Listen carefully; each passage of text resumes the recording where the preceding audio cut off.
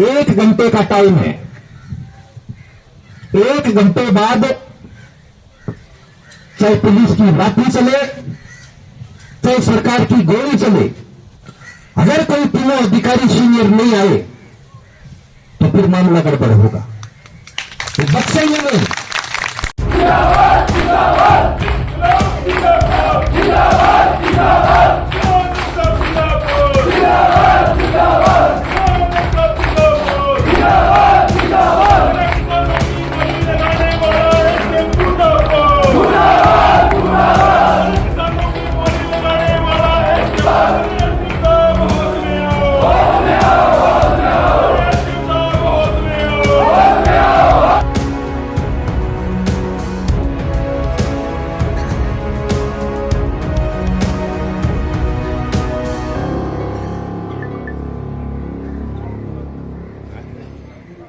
साथियों, आप लोगों की अगर ताकत इसी तरीके से मजबूत बनी रही तो यहीं से लिखवा के देंगे, आपके खाते में पैसा डलवाने के बाद में आपको यहां से रवाना करेंगे, उससे पहले नहीं करेंगे।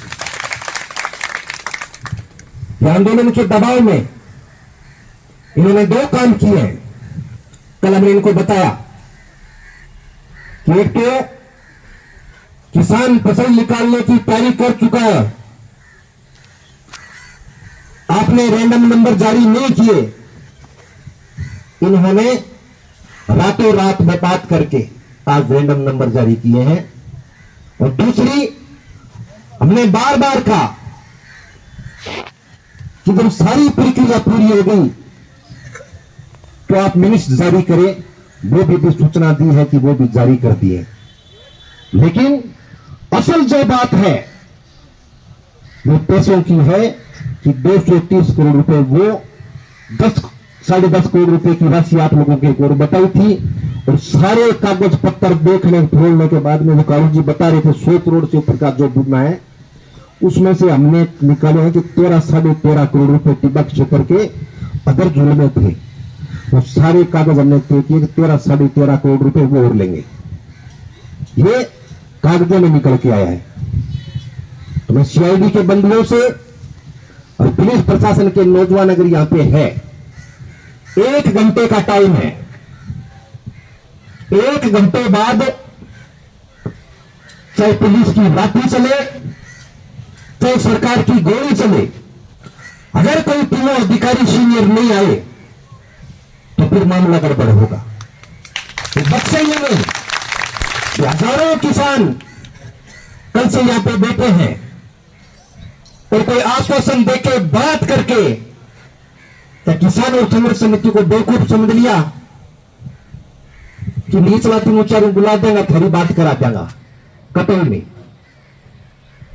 तीनों मुखिया चाहिए, उन लोगों से बात करेंगे, डॉक्यूमेंटली बात करेंगे कि एक भी बात में अगर किसान की कहीं गलती हो तो हमें बताए। सारे चीज सारी प्रूफ दे चुके हैं कि सिर्फ पैसा डालना बाकी है। सब कुछ तय हो गया। इधर किसान बैठे हैं, इधर बीमा कंपनी बैठी है, इधर प्रशासन बैठा है, इधर संघर्ष समिति बैठी है और पैसे पड़े टेबल पे कि ये पैसे तो आपके बनते हैं लेकिन देंगे नहीं। मामला यहां अटका हुआ है। मैनेज करने का प्रयास किया जा रहा है कि कैसे भी करके जिले के 10-12 पटवारी सर्किल हमें मिल गए तो बीमा कंपनी यहां से 150 करोड़ रुपए लेके सभी तनिक नहीं देती, लेके जाने नहीं देंगे। पॉलिसी करवाई है, प्रीमियम भरा है, तो उसका नफा नुकसान है वो हमें देके जाना पड़ेगा, किसानों के खातों में डाल के जाना पड़ेगा। तो तुमने हिंदुस्तान में कहीं भी कमा लिए होंगे इस सेना कंपनी ने, लेकिन इस इलाके का तो प्रीमियम बनता है, फसल बीमा बनता है, वो देना पड़ेगा। यहां कमाने की कोई प्रक्रिया नहीं है, यहां सिर्फ देने की प्रक्रिया है और वो लेके रहेंगे। तमाम किसान नौजवान साथियों से कहना चाहता हूं कि एक संघर्ष समिति का ये फैसला है। 1 घंटे तक इंतजार करेंगे। 1 घंटे के बाद में जो घोषणा होगी उस घोषणा की प्रथम पंक्ति में हम खड़े मिलेंगे, वो घोषणा पूरी करेंगे। जब तक ये तीनों आदमी नहीं आएंगे तब तक इस पिंजरे को ऐसे नहीं छोड़ेंगे। आप लोगों ने सोना समय दिया, बहुत बहुत धन्यवाद, बहुत बहुत आभार, बहुत बहुत धन्यवाद। जैसा कि आप सबको मालूम है, पिछले लंबे समय से लगातार हम इस बात का प्रयास कर रहे हैं कि बगैर किसी आंदोलन के हमारा अधिकार है, जब प्रधानमंत्री फसल बीमा के अंदर हमें इस बात की सुविधा दी गई है कि हम हमारा प्रीमियम राशि जमा करवाएं, चाहे वो केसीसी के माध्यम से हो, चाहे ई मित्रा के माध्यम से हो। जब हमारा प्रीमियम जमा हो जाता है, उसके बाद में अगर हमारी फसल खराब होती है, जो इनके खुद के सरकार के बीमा कंपनी और केंद्र सरकार और कृषि विभाग द्वारा निर्धारित एक टारगेट है, उसके अनुसार अगर हमारी फसल का खराबा होता है तो निश्चित रूप से उस अनुपात में किसान को फसल बीमा क्लेम की राशि मिलती है और मिलती रही है। आपने देखा होगा जब 2013-14 के अंदर फसल बीमा की योजना शुरू हुई थी, उस वक्त धीरे धीरे इतना चलन नहीं था, लेकिन जिन लोगों ने फसल बीमा का प्रीमियम जमा कराया, उन सब लोगों को बीमे की राशि मिली। चलते चलते 18, 19, 20 के बाद में बीमा कंपनियां हड़बड़ाने लगी, उनके मन में खोट आ गया। जब किसान साथी सारे हमारे बीच में आकर बैठने लगे तो बीमा कंपनियों को एहसास हो गया, राज्य सरकार के अधिकारियों को भी यह एहसास हो गया, केंद्र सरकार को भी मालूम हो गया कि फसल बीमा हमें देना पड़ेगा। आप और हम सारे साथी जब इकट्ठे होते हैं, हमने बड़ी लड़ाई लड़ी, उस वक्त किसानों को बड़ी तकलीफ थी, सारे साथी वहां रात और दिन लगातार बैठे रहे, लेकिन हमें हमारा अधिकार था, हम कहीं भी इस मामले को लेकर गलत नहीं थे और बीमा कंपनियों को साफ रूप से कह दिया किसानों को बीमा मिलना चाहिए। अब की बार बड़े आराम से हम ये सोच रहे थे, हमारा अधिकार है, जो इसमें 2024 के अंदर जो हमारी खरीफ और रबी की फसलें खराब हुई है, उसका बीमा हमें देना चाहिए। हमने यहाँ की जिला कलेक्टर महोदय से बातचीत की, उसके बीच में एक अड़चन और रही, बीमा कंपनी ने 162 तरह की आपत्तियां, निराधार आपत्तियां थी जो लगाकर भेज दे और जयपुर कनेक्ट कमिश्नरेट से ये मैसेज आ गया कि एक बार आप जिला स्तर की बैठक करा के इसका निस्तारण करा दें।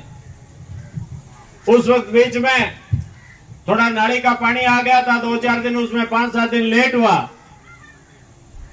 लेकिन पिछले मंगलवार को 12 तारीख के दिन वो जिला स्तरीय बैठक हुई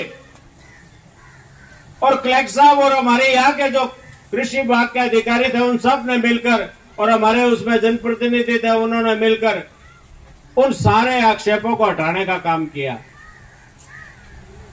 सारे आक्षेप हटने के बाद में हमने फिर कहा हमारा जो फसल बीमा बनता है उसको हमारे को दे दिया जाए, हमारे खाते में पैसे आ जाए, अब इससे ज्यादा शायद हमारा किसान बर्दाश्त नहीं करेगा। लेकिन इन प्रशासनिक अधिकारियों के कहने से हमने 2 बार इस आंदोलन को स्थगित करने का काम किया, चाहे हमारे बीमे का क्लेम का पैसा नहीं मिल रहा।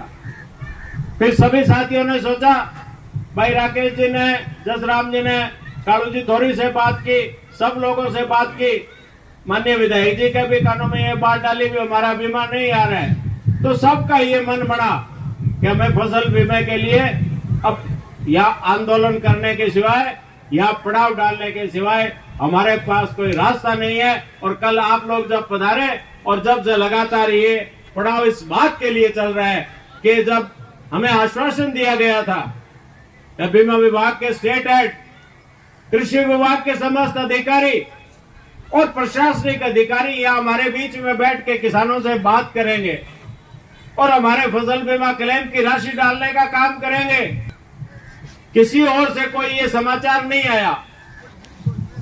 कभी वो कौन कौन अधिकारी यहाँ बातचीत के लिए आ रहे हैं। मैं यहाँ के प्रशासनिक अधिकारियों सहित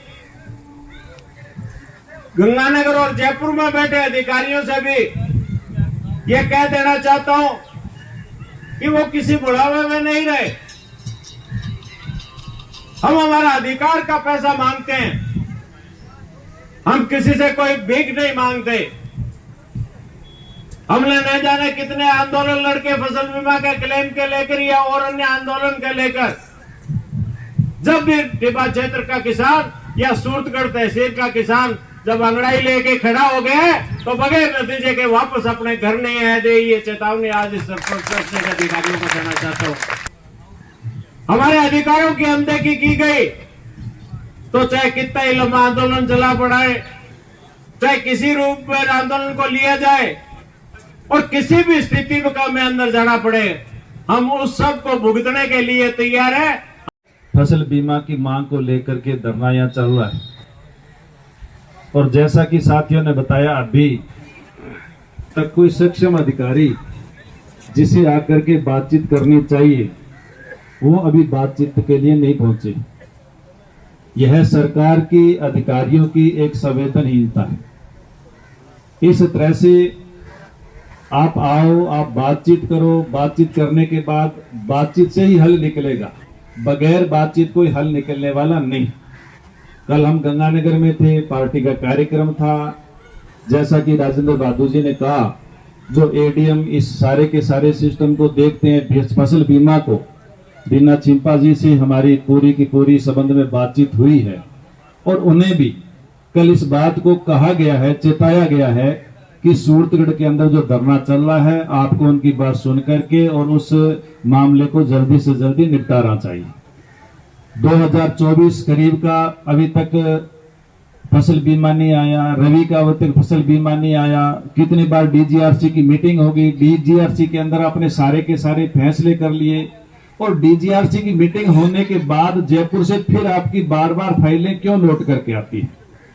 पिछली बार जब सूरतगढ़ के सामने यह धरना चला, विधानसभा चल रही थी, उस समय भी कमिश्नर से, कृषि कमिश्नर से मिलने का मौका मुझे मिला। उस समय में भी उनसे मिला, ज्वाइंट डायरेक्टर से भी मैं मिला, गिरधारी जी भी एक मौके पर मेरे साथ थे।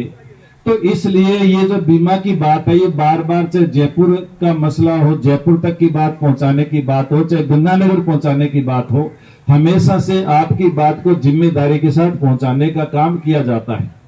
लेकिन सरकार जानबूझ करके बीमा कंपनियों के साथ मिल करके और क्यों इसको लटकाना चाहती है, ये बात अभी तक समझ में नहीं आ रही। आज जब इतने कल से धरने पर बैठे हैं और सारे के सारे साथी जब इस संकल्प के साथ बैठे हैं कि जब तक बीमा नहीं मिलेगा तब तक यहां से उठ करके नहीं जाएंगे, तो ये प्रशासन को चेत लेना चाहिए, प्रशासन को समझ लेना चाहिए कि ये फसल बीमा लेकर के जाएंगे।